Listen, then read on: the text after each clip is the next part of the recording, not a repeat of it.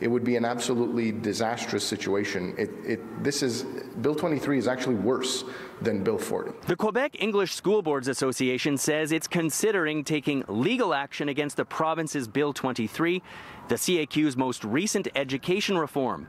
The bill would grant Quebec more power over English school boards and French school service centres, which the QESBA deems unconstitutional and claims it infringes on the rights of English-speaking Quebecers. The government is imposing how school boards should be managed and controlled.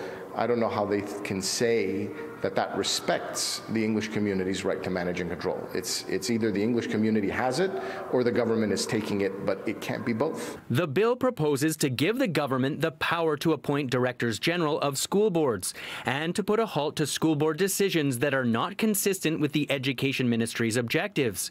Bernard Drainville, Quebec's education minister, tabled the reform earlier this month.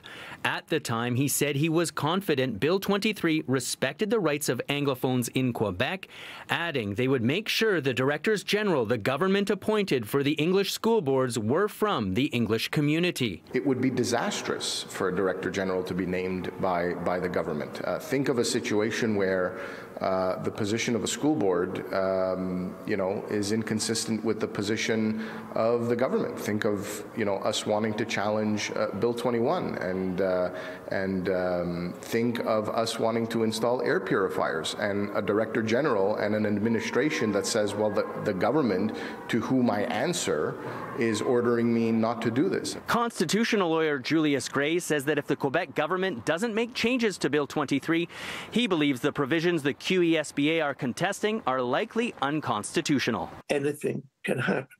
However, my opinion is that if the courts were simply to look at past jurisprudence, they'd have to say that naming director generals and overturning decisions of the school board are an invasion of the autonomous sphere and should be struck down. The QESBA says they will try to convince MNAs to modify the bill to respect Anglophone rights.